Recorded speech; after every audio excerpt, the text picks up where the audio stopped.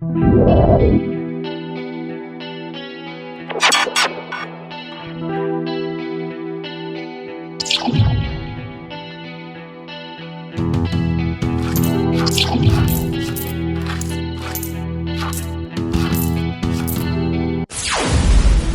18 en adelante, dice la Biblia: pero Dios muestra su ira desde el cielo contra todos los que son pecadores y perversos, que detienen la verdad con su perversión. Ellos, oiga lo que pasa, conocen la verdad acerca de Dios, la conocen, porque Él se la ha hecho evidente. Dios se las ha hecho evidente, ellos la conocen. Y dice el verso 20: pues desde la creación del mundo todos han visto los cielos y la tierra. Por medio de todo lo que Dios hizo, ellos pueden ver a simple vista las cualidades invisibles de Dios, su poder eterno y su naturaleza divina. Así que no tienen ninguna excusa para no conocer a Dios. Es cierto, ellos conocieron a Dios, pero no quisieron adorarlo como Dios ni darle las gracias. En cambio, comenzaron a inventar ideas necias sobre Dios. Como resultado, la mente les quedó en oscuridad y confusión. Afirmaban ser sabios, pero se convirtieron en completos necios. Y en lugar de adorar al Dios inmortal y glorioso, rindieron culto a ídolos que ellos mismos se hicieron con forma de simples mortales, de aves, de animales, de cuatro patas y de reptiles. Entonces, Dios los abandonó para que hicieran todas las cosas vergonzosas que deseaban en su corazón. Como resultado, usaron sus cuerpos para hacerse cosas viles y degradantes entre sí. El 25: cambiaron la verdad acerca de Dios por una mentira, y así rindieron culto y sirvieron a las cosas que Dios creó, pero no al Creador mismo, quien es digno de eterna alabanza. Amén. 26: por esa razón, Dios los abandonó a sus pasiones vergonzosas. Aún las mujeres se rebelaron contra la forma natural de tener relaciones sexuales y en cambio dieron rienda suelta al sexo unas con otras. Los hombres, por su parte, en lugar de tener relaciones sexuales normales con la mujer, ardieron en pasiones unos con otros. Los hombres hicieron cosas vergonzosas con otros hombres y, como consecuencia de ese pecado, sufrieron dentro de sí el castigo que merecían. Por pensar que era una tontería reconocer a Dios, por pensar eso, Dios los abandonó a sus tontos razonamientos y dejó que hicieran cosas que jamás deberían hacerse. Se llenaron de toda clase de perversiones, pecados, avaricia, odio, envidia, homicidios, peleas, engaños, conductas maliciosas y chismes. El 30 dice: son traidores, insolentes, arrogantes, fanfarrones y gente que odia a Dios. Inventan nuevas formas de pecar y desobedecen a sus padres. No quieren entrar en razón, no cumplen lo que prometen, son crueles y no tienen compasión. Saben bien que la justicia de Dios exige que los que hacen esas cosas merecen morir, pero ellos igual las hacen. Peor aún, incitan a otros a que también las hagan. Vamos a orar. Señor, en esta mañana te damos gracias. Gracias por tu palabra. Gracias porque tu palabra es lámpara que alumbra mi camino. Gracias por el consejo. Gracias por la instrucción. Gracias por este pueblo. Gracias por mis hermanos. Bendice sus casas. Bendice sus planes. Bendice sus trabajos. Bendice sus hijos. Bendice sus mesas, sus techos. todo lo que ellos tienen. Bendícelos, Señor. Te lo pedimos en el nombre de Jesús. Amén. Pueden sentarse, hermanos. Hemos venido desarrollando este tema, entendiendo y aclarando que son esos pecados importantes los que la iglesia tiene la obligación de juzgar. Y en esto, pues ya en otras oportunidades hemos sido bien claros, hermanos, que ese cuento de que no juzgue para que no sean juzgados, bueno, es cierto, en el tanto yo no esté haciendo lo mismo que estoy juzgando a otra persona. Por eso es que dice el Señor Jesucristo que si yo quiero quitarle a usted una paja que tiene en el ojo, debo de quitarme primero la viga que tengo en el mío para poder ver claro. Pero de que la iglesia está siendo llamada a juzgar, y que la iglesia será llamada a juzgar no de acuerdo a sus criterios propios, sino de acuerdo a lo que la palabra de Dios dice, eso es un mandato que Dios nos ha dado a nosotros y debemos de ejercer esa responsabilidad que Dios nos ha dado. Si estamos aquí para juzgar, no conforme a nuestros mezquinos pensamientos, estamos aquí para juzgar de acuerdo a lo que dice la palabra del Señor. Amén. Y entonces hay un pasaje que se me viene a la mente, que es 2 de Timoteo capítulo 2 verso 23, que dice que, bueno, no son todas las cosas las que tenemos que ir a aplicar la disciplina, porque hay cosas que no tienen importancia, hay cosas que no requieren mayor intervención, hay cosas que debieran ser pasadas por alto. La disciplina debe ser aplicada entonces solamente en aquellos pecados señalados por la Escritura. Dice 2 de Timoteo capítulo 2 verso 23: deseche las cosas necias, deseche las cosas insensatas, sabiendo que esas cosas engendran contiendas. Amén. La Nueva Traducción Viviente dice: te repito, no te metas en discusiones necias y sin sentido que solo inician pleitos. Que aquellos hermanos de aquella iglesia levantan las manos, nosotros no levantamos las manos. Que aquellos hermanos se tiran al suelo, nosotros no nos tiramos al suelo. Que aquellos hermanos no danzan, nosotros sí pegamos 4 brincos. Que aquellos hermanos no aplauden, nosotros aplaudimos hasta el himno nacional. Bueno, esas cosas son sin importancia. Que no me saludó, que no me dijo Dios le bendiga, cosas sin importancia, esas cosas hay que desecharlas. Que hay un hermano que llega a la iglesia y nunca saluda a nadie, bueno, allá él, pero a esa persona no hay que traerla en disciplina o ponerla en disciplina por una cosa tan sencilla, una cosa tan trivial. Que aquí tenemos una orden, no nuestra, sino del Ministerio de Salud, que dice que los carros, los vehículos se tienen que parquear viendo de hacia afuera por si existiera alguna emergencia. Y hay alguien que no se quiere sujetar, que mete la cabeza y todo el tiempo. Mire, a esa persona no hay que ponerla en disciplina, allá él, allá ella, ¿verdad? Lo más que puedo hacer es, tuve un mal pensamiento, estallarle una llanta pensé. Tuve un mal pensamiento. Me doy a entender, son cosas que no tienen mayor relevancia.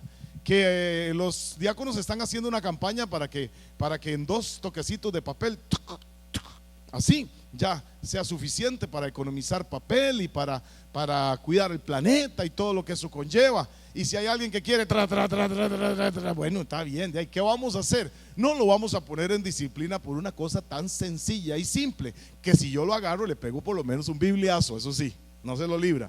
Pero no vamos a poner en disciplina a nadie ahí de que ahora sí usted no va a poder ministrar, usted no va a poder recoger la ofrenda. No, una de las disciplinas, usted no va a poder ofrendar ni diezmar, ¿verdad? Ya no se lo vamos a permitir. A nadie le ponen eso de disciplina. Pero en fin, esto es sarcasmo. Ok, no, estamos hablando de pecados tal cual ahora acabamos de escuchar, según San Pablo, inspirado por el Espíritu Santo, escribe aquí en Romanos capítulo 1, en el verso 18 al 32. Ahora, yo quisiera desarrollar un poquito esto, pero antes yo quisiera que entendiéramos que toda disciplina se hace con un firme propósito. Cuando yo le doy o le daba una reprensión a mi hijo, ¿verdad? Porque dijo una mala palabra o porque dijo, sí, una mala palabra no es solamente una vulgaridad, algo que no debió haberse dicho, ¿verdad? dijo algo incorrecto, alguna grosería, alguna imprudencia. Cuando yo utilizo la disciplina con mi hijo pequeñito, lo que estoy haciendo es amándolo. Toda disciplina en el Señor es una disciplina por amor. ¿Cuántos están aquí? Aún este hombre de Corintios, de los Corintios, que insistía en vivir con la mujer de su padre, la intención sigue siendo el amor, sigue siendo el evitarle un daño mayor a esa persona, o cuando uno se lo aplica a un hijo o a alguien que uno ama. Toda disciplina en el Señor tiene un principio de amor que es el fundamento para cualquier cosa que hagamos. Nunca es para ofender, nunca es para humillar, nunca es para avergonzar a nadie.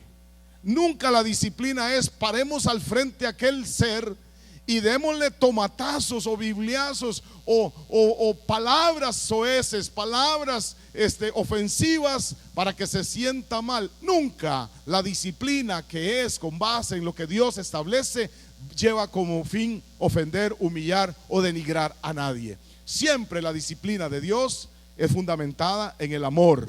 Porque ¿qué es lo que está haciendo Dios cuando nos disciplina? Nos está diciendo: te voy a disciplinar de esto para evitarte un daño mayor. Voy a darte, como cuando yo decía a mis hijos, le voy a dar un manacito por la boca porque dijo una mala palabra, y ya se dio cuenta, que el hijo se dio cuenta que aquello estaba mal. Lo que estoy haciendo es evitándole que llegue a la escuela y se la diga la palabrota a un chiquillo, y el chiquillo no le va a tener misericordia. Yo sí le tengo misericordia, le hago así. Eso es amor. En la escuela, uno mamulón más grande no va a tener misericordia y se lo va a arrancar. Y estoy cuidándole los dientes, estoy cuidándole los labios, estoy cuidándole la situación emocional para que no tenga que vivir una situación tan complicada. ¿Me doy a entender? Eso es lo que hace la disciplina. Aún a este hombre que la Biblia dice que sea echado de la iglesia, a fin de que sea echado a Satanás, a fin de que su espíritu sea salvo. Al fin y al cabo, aquí lo que nos interesa no es tanto su salud física, no es tanto su apariencia, no es tanto su condición económica, no es tanto su condición académica. Aquí lo que nos está interesando es, óyeme, óigame, ¿qué es lo que le interesa a Dios? Su alma. Eso es lo que nos interesa, porque su alma se puede perder en el infierno, y eso sí debe de ser terrible. Su alma es la que va a estar después de la disciplina, va a estar en la presencia del Señor por toda la eternidad. Y eso es el fin mejor. Eso es el bienestar especial, es el bienestar espiritual. Eso es lo mejor que le puede pasar a usted o me puede pasar a mí. Amén. Entonces, siempre vamos a tener ese concepto cuando se habla de la disciplina. Nunca va a ser rechazar al pecador. Se debe de respetar, se debe de amar a la persona que es disciplinada. Nunca se le debe rechazar, nunca se le debe ridiculizar, porque recuerde esto, papá, también recuerde esto: la disciplina nunca es un castigo. ¿Cuántos están aquí? La disciplina nunca es un castigo. Castigo es otra cosa, es destrucción. El castigo es avergonzar a un hijo. Esos papás que en la tienda o en el lugar donde un hijo hace algo, lo avergüenza delante de todo el mundo. Eso es castigo. Es más, la disciplina jamás va a ser un castigo. Por el contrario, la disciplina es un medio para evitar un castigo. ¿Me copió eso? ¿Me copió eso? Ok, bajo ese concepto, la disciplina es un medio para evitar precisamente el castigo. Eso es amor. No quiero que pases por allí. No quiero que tengas que pasar algunas de las situaciones que yo tuve que atravesar. Por esa razón te disciplino. Eso te hago hijo por una razón. esa razón es porque te amo. Eso es lo que está haciendo Dios. Hijos, cuando papá le dice o mamá, eso no le conviene, no sea rebelde, no sea tontito. Acepte la corrección de su padre. Lo que está haciendo su padre es evitándole un daño mayor. Está evitándole a usted un castigo realmente. Eso hace la disciplina. Avancemos. Primero Timoteo capítulo 5 verso 1. Creo que hoy hace 15 lo compartimos. Dice la palabra del Señor: no reprendas al anciano. Yo dije ni siquiera a limitarse al anciano, a nadie. No reprendas al anciano. Al anciano exhórtale como a padre, a los más jóvenes como a hermanos. ¿Qué quiere decir exhortación? Bueno, para entenderlo un poquito mejor, vamos a la Nueva Traducción Viviente. Nunca le hables con aspereza a un hombre mayor. No sea tosco, no sea grosero con un hombre mayor, sino llámale la atención con respeto, como lo harías con tu propio padre. Dirígete a los jóvenes como si le hablaras a tus propios hermanos. La disciplina es una reprensión y una guía planificada con el propósito de restaurar a la persona que está viviendo una vida de pecado. Es un principio de amor. Y dice 2 de Tesalonicenses capítulo 3 en el verso 14: porque la disciplina, digo, es una reprensión y una guía planificada para restaurar al que está en pecado. Dice Tesalonicenses: si alguno no obedece a lo que decimos por medio de esta carta, ¿qué dice la Biblia suya? A ese señálenlo. Si alguno no obedece lo que decimos en la carta, señálenlo.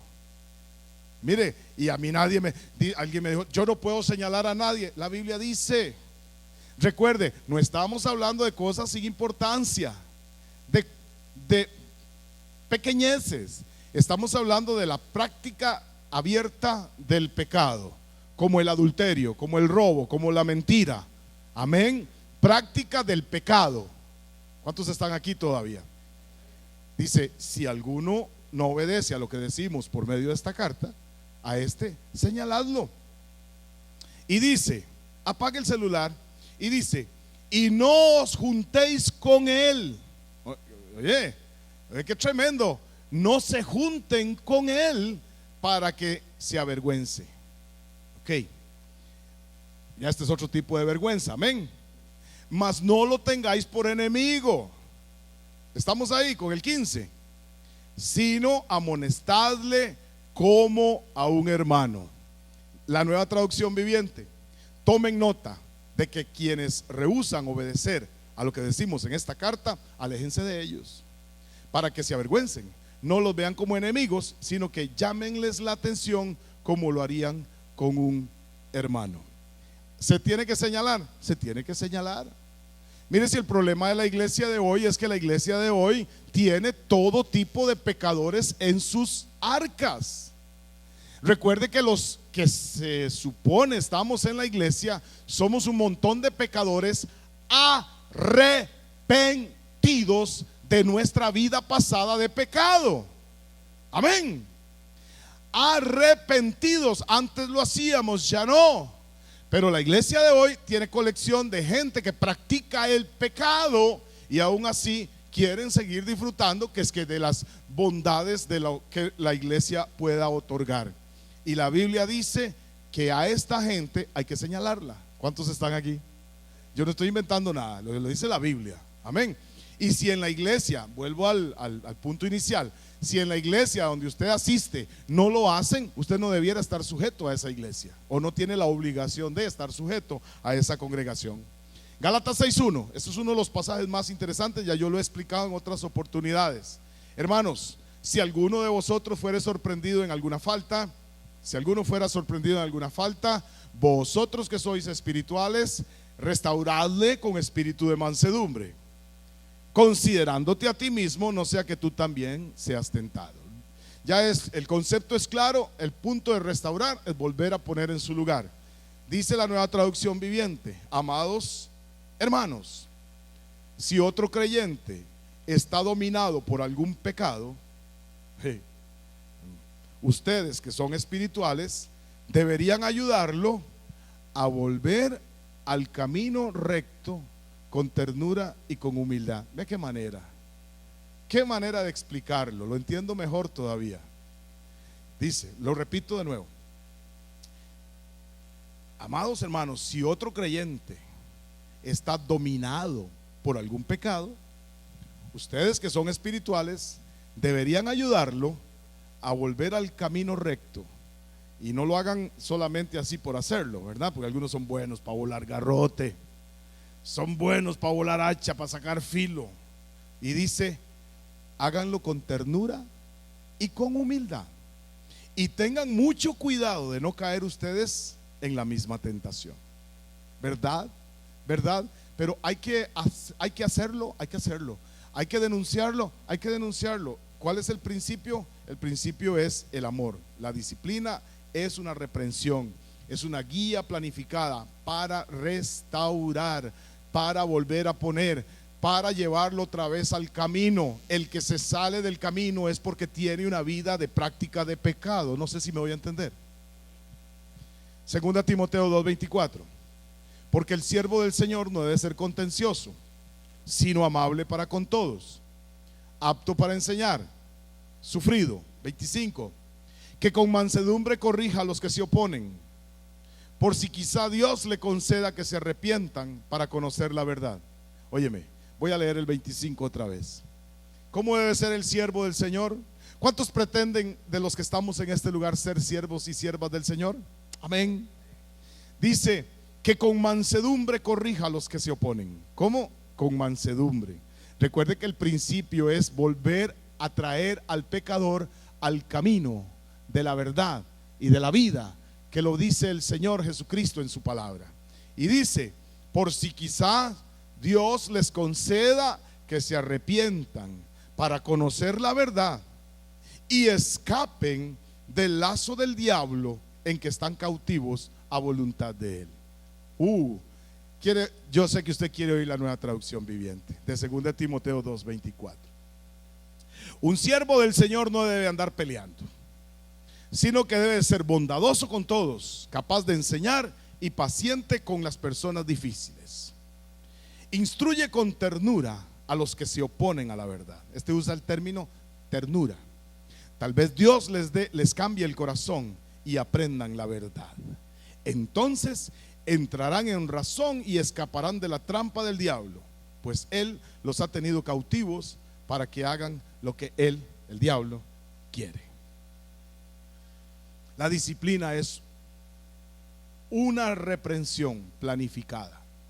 Dice 1 Corintios capítulo 5 en el verso 9, porque hermanos, entendamos por favor, la iglesia no puede permitir, no debe permitir la práctica del pecado, la práctica continua del pecado de un miembro de la iglesia que se mantenga dentro de la iglesia. Es necesaria la expulsión. Eso es lo que la Biblia enseña. La persona que insiste, ya vimos el debido proceso de Mateo 18, ¿se acuerdan?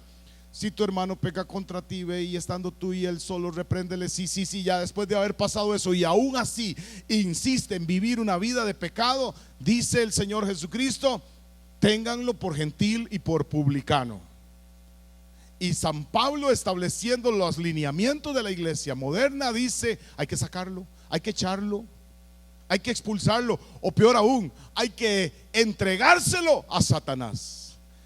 No estoy hablando de alguien que se jaló un pecado y se arrepintió. No, dice la Biblia que el que confiesa su pecado y se aparta alcanza misericordia. Hasta ahí quedó. Aquí no hay más que hacer, no hay que ponerlo en la extra. Usted se imagina al día siguiente Pedro negó a Jesús en letras rojas grandotas en el diario Extra. Claro, se imagina, eso es un notición. Uno de los mejores amigos, uno de los incondicionales, negó a Jesús. Pero cuando Jesús resucita, le dice, vaya, le dice a los discípulos y a Pedro. ¿Por qué Jesús no incluyó a Pedro cuando dijo los discípulos? Porque Jesús, conociendo el corazón del ser humano, sabía que por lo que Pedro había hecho, ya posiblemente Pedro estaba descartado del círculo de los discípulos del Señor. Y le dice, vaya y le dice a los discípulos y a Pedro, o sea, se les va a olvidar Pedrito. ¿Por qué? Porque Pedro confesó su pecado y se apartó. Y el que confiesa su pecado y se aparta alcanza misericordia. ¿Cuántos alaban a Dios por esa palabra, hermanos? Denle un aplauso al Señor.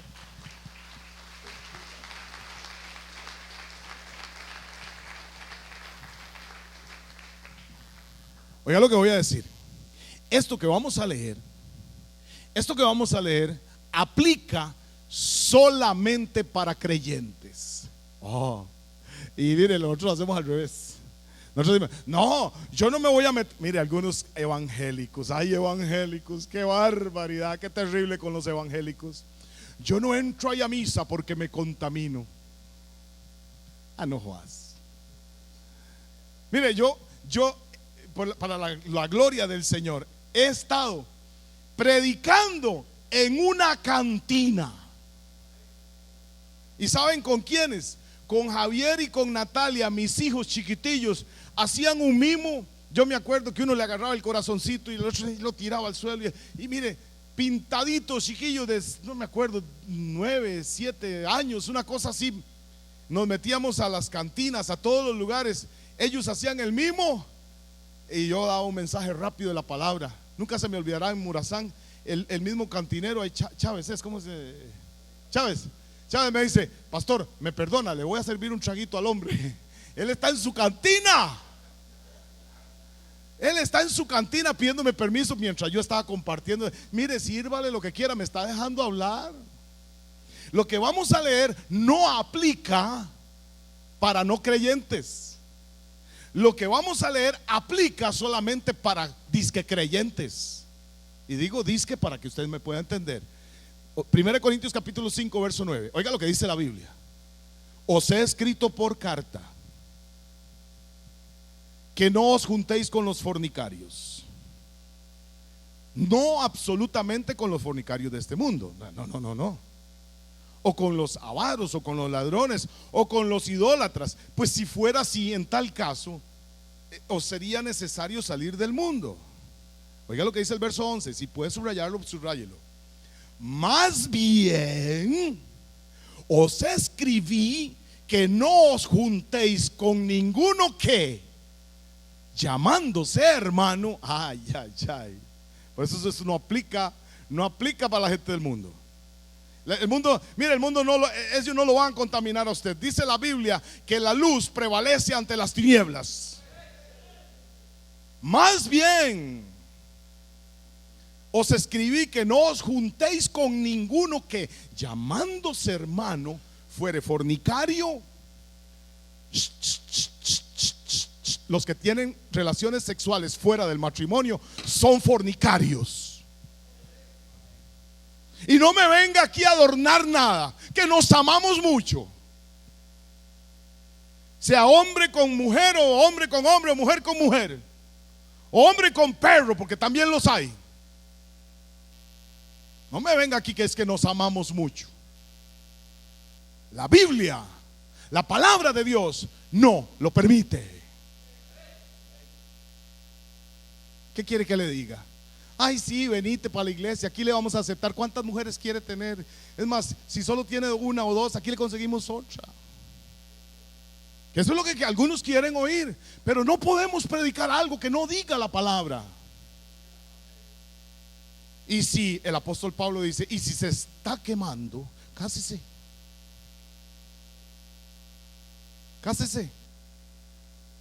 Porque en el matrimonio Dios permite que recibamos la bendición de nuestra sexualidad. ¿Cuántos están aquí? El matrimonio entre un hombre y una mujer, por cierto. Más bien, otra vez el verso 11, que algunos ya lo tienen subrayado 3 veces, 4 veces. Más bien os escribí que no os juntéis con ninguno que, llamándose hermano, fuere fornicario, o avaro, o idólatra, o maldiciente, o borracho, o ladrón. Óigame, oiga lo que dice al final del verso 11. Con esos Ni siquiera coma. Ni siquiera se siente en una mesa. Yo lo estoy inventando. O usted lo tiene ahí en su Biblia. O sea, estaba ahí en la Biblia. Esto no aplica para la gente del mundo. Oiga, la Nueva Traducción Viviente. Cómprese una Biblia de esos o bájenla. Cuando les escribí anteriormente, les dije que no se relacionaran con personas que se entregan al pecado sexual. Pero no me refería a los incrédulos que se entregan al pecado sexual, o son avaros o estafadores o rinden culto a ídolos. Uno tendría que salir de este mundo para evitar gente como esa. Lo que quise decir es: no se relacionen con ninguno que afirma ser creyente y aún así se entrega al pecado sexual, o es avaro, o rinde culto a ídolos, o insulta, o es borracho o estafador. Ni siquiera coman con esa gente. ¿Así o más claro? En la Biblia, en la palabra. Y yo creo que si hiciéramos una encuesta, ¿cuántos quieren ir al cielo? Todo el mundo, los que están aquí adentro y los que están allá afuera. Pero para ir al cielo es necesario pedir perdón por los pecados, arrepentirse de los pecados y entregárselos al Señor Jesucristo. Entregarle la vida. ¿Clarito o no? ¿O se la dibujo? Dijo: hermanos, lo que sí se prohíbe es tener una comunión con los pecadores a un nivel de hermanos. Hermano, por lo que la iglesia no debe de tolerar que esta gente viva dentro de la congregación.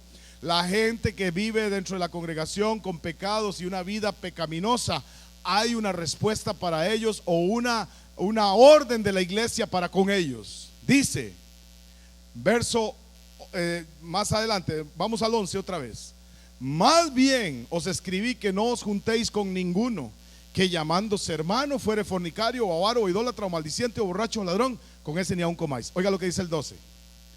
Porque ¿qué razón tendría yo para juzgar a los que están afuera? ¿No juzgáis vosotros a los que están adentro? Porque los que están afuera, Dios los juzgará. Oiga lo que dice el verso 13: quitad pues, léalo conmigo, a ese perverso. O sea, no es un versículo, no es algo sacado ahí de la... Es toda una enseñanza, es toda una doctrina, es todo un principio.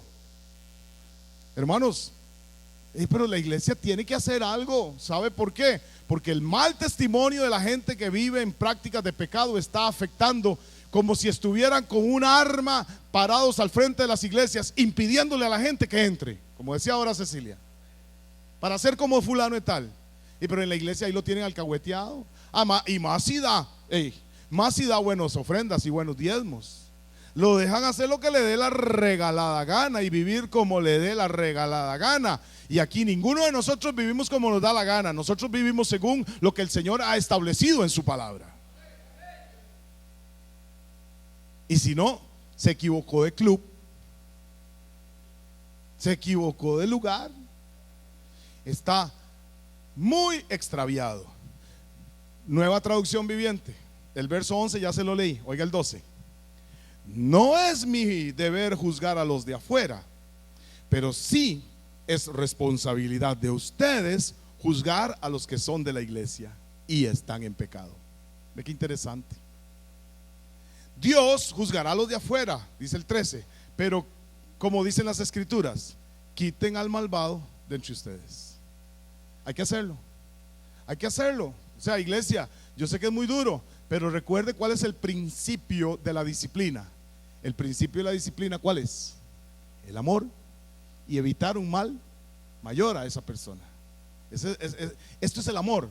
O sea, cuando yo le digo a un muchacho: chiquillos, no se metan en drogas, no se metan en alcohol, no se metan con otras mujeres, a los jóvenes casados, yo les digo, no, a las mujeres, no se metan. ¿Qué está diciendo? Ay, una vez un muchacho me decía: ¿qué es? ¿Que la quiere para usted? Y le digo: no, idiota. Así, con eso me salió. Yo tenía información que no podía decirle, decía: papito, espérese, cuídese, mi amor, todavía no es tiempo. ¿Y sabe con qué me salió el Dije idiota. Oiga, qué bruto más Juan Vainas. ¿Qué es que la quiere para usted? No, no, para nada. Es porque estoy tratando de evitarte un mal mayor. A veces no se puede decir todo lo que se sabe, pero tienen que entender que el principio de la disciplina es un principio de amor para evitarle un daño mayor. ¿Estamos aquí? Y si la iglesia no lo practica, usted no debiera sujetarse a su iglesia. Primera de Juan capítulo 5. Porque si una persona es que ha sido entregada a Satanás, o sea, ya por esa dice la Biblia que no hay ni que orar. Hay que dejarla a la voluntad de Dios. Y algunos son, ay Dios, algunos se agarran en una promesa que le dieron al carcelero de Filipo. Sí, ahí anda. Yo sé que la Biblia dice que hay que hablar las cosas que la fe es decirlas, pues, la fe es llamar las cosas que no son como si fuesen. Amén, amén, sí, amén. Ahora recuerde que esto no aplica para inconversos, esto aplica solamente para los que se dicen ser cristianos. Su niño que ya creció en la iglesia, oiga hermanos, nosotros pasamos por muchas casas en el barrio y en los barrios aledaños y decimos, uy, se acuerda esta familia. Esta familia era una familia que estaba llena de Dios y se congregaba. Y vean el desmadre que hizo el diablo con esta familia. Pasa. Y cuando uno está ahí tratando de evitarles un daño, mira, no metas cabeza, mira, no, hasta con esas cosas nos han salido. ¿Y a usted qué les importa? Nunca se me olvidará una persona que iba a perder la casa. Y yo le dije, bueno, vamos a hacer después del segundo intento, para que no perdiera la casa, porque el primer año lo habíamos pagado, habíamos ayudado económicamente. Y el segundo año estaban a punto de perderla. Yo me metí y bueno, sí, ayudo, pero vamos a pasarle esa casa a los hijos, porque va a seguir en el juego. Y si no, uno sigue aquí, el otro año va a ser lo mismo. ¿Y sabe qué dijo el marido? ¿Quién es ese pastor para que me diga a mí qué es lo que tengo que hacer? ¿Y sabe qué dije yo? Tiene razón. No, la perdieron. Tiene razón. ¿Quién soy yo para estar aquí de pelotero? Porque hermano, ¿qué es lo que uno está haciendo? Evitando un daño mayor. ¿Y en quién piensa uno? En los jovencitos, en los niños. Más que todo. De los viejos, sea como sea, toman sus propias decisiones, pero los chiquillos no tienen ninguna culpa. Cuando, miren papás, yo sé que usted deseara que el hijo suyo sea el próximo Messi o el próximo Cristiano, pero vieran los consejos que nosotros tenemos que dar cuando me dicen, es que tengo que llevarlo a entrenar y es solo los domingos. ¿Y saben qué? Por ahí entró el diablo, no en uno ni en dos, en cientos. En cientos. Y si es bueno, qué bueno que sea bueno. Pero le voy a decir una cosa, necesito que usted, papá, sea constante, no con el fútbol, no con la plaza, no con el deporte, no con ninguna otra cosa, ni con el partido político, que usted sea constante con el Señor. Y usted le va a evitar un mal mayor a sus hijos. Cáigales mal a sus hijos. Mire, usted no está aquí en un concurso de simpatía para sus hijos. Cáigales mal para que vea que ellos un día se lo van a agradecer cuando usted no los dejó hacer lo que les daba la gana. Y hoy, por la constancia, la perseverancia, el ejemplo, la gloria de Dios se ha manifestado en sus vidas y hoy son personas útiles para la humanidad y útiles para la iglesia del Señor. ¿Y de cuántos dolores de cabeza les evitamos? ¿Y cuántos dolores de cabeza nos evitamos nosotros también? ¿Usted me está escuchando, hermano? Ok, 1 Juan 5:16, no lo hemos leído. Si alguno viere a su hermano cometer pecado que no sea de muerte, pedirá y Dios le dará vida. Esto es para los que cometen pecado que no sea de muerte. Hay pecado de muerte, por el cual yo no digo que se pida. O sea, yo digo que no se pida. Para poner el no ahí. Amén, amén, amén. ¿Cuántos están aquí? Gente, Sí. La promesa esta de cree en el Señor Jesucristo y serás salvo tú y toda tu casa, que se le hizo al carcelero de Filipos, se cumplió la misma noche que ese hombre que le creyó al Señor Jesucristo. Y él y toda su casa fue salva esa noche. Los hijos no son salvos por automático. Ellos necesitan llegar a los pies del Señor. Y cuando usted alcahuetea a un hijo, usted le está impidiendo a Dios que trabaje en él. ¿Y a usted qué le interesa? ¿Que esté bien físicamente o que esté bien espiritualmente? ¿Que se gane un montón de plata jugando fútbol como Messi o que se salve la eternidad? Yo no estoy diciendo que jugar fútbol sea malo. Lo que estoy hablando es que generalmente una cosa es, porque ahora todo, algunos se meten en esos productos macrobióticos y esas bebidas y esto y se hacen una religión. Otros se meten en la bicicleta y hacen una religión. Ya no van a la iglesia. ¿Por qué? Porque es que hay recreativa. Porque es que hoy hay exhibición. Es porque hoy tenemos una presentación de A y de B. Mucho cuidado, mucho cuidado, mucho cuidado. Eso es disciplina. Ahora, hay cosas por las que ni siquiera hay que orar. La Nueva Traducción Viviente nos da todavía mejor luz. Si alguno de ustedes ve que otro creyente comete un pecado que no lleva a la muerte, debe orar por él.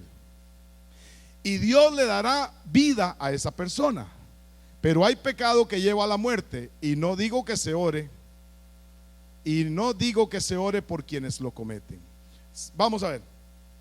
Si una persona que ha sido entregada a Satanás, ya hoy estoy terminando. Termino con este y uno más.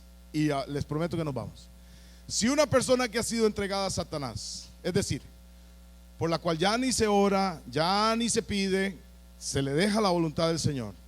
Si esa persona se arrepiente del pecado y vuelve al Señor, ¿a que no sabe qué? La iglesia tiene que recibirlo. Mamá tiene que recibirlo.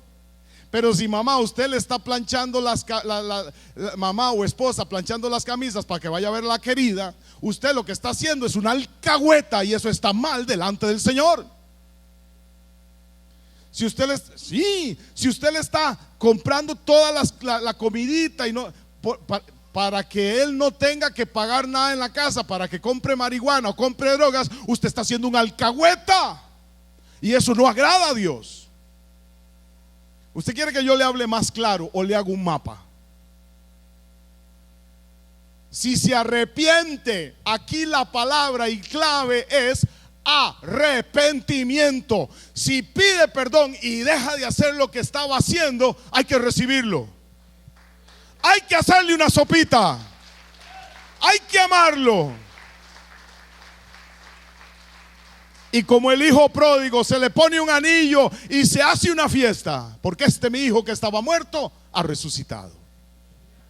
Pero si no, usted lo que es un alcahueta, y eso no agrada a Dios.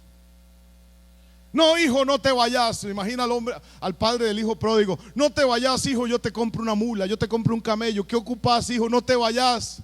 Usted decidió irse, váyase. Y después de un tiempo, deseando comerse la comida de los chanchos, dice: no, hombre, en la casa de mi papá hasta los sirvientes están mejor que yo. Voy a pararme de aquí, voy a ir a la casa de mi papá y voy a pedir perdón. Y se recibe. Claro, con los brazos hacemos fiesta. Pero si no se arrepiente y sigue en esa vida de pecado, usted lo que está haciendo es una alcahueta, y eso no agrada a Dios. Y la iglesia que está permitiendo esas cosas es una alcahueta y no agrada a Dios. Terminemos. 2 Corintios capítulo 2 verso 6. Le basta a tal persona esta reprensión hecha por muchos. Así que, al contrario, vosotros más bien debéis perdonarle y consolarle, para que no sea consumido de demasiada tristeza. Por lo cual os ruego que confirméis el amor para con él. La Nueva Traducción Viviente.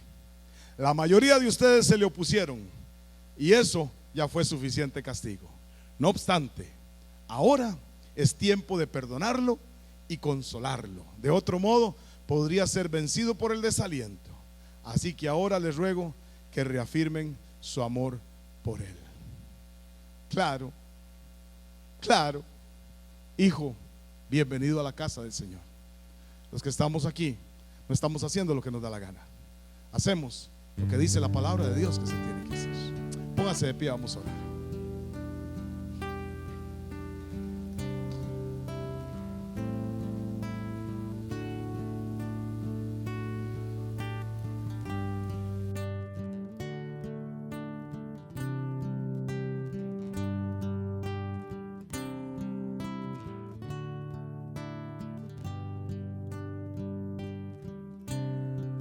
Cuando sale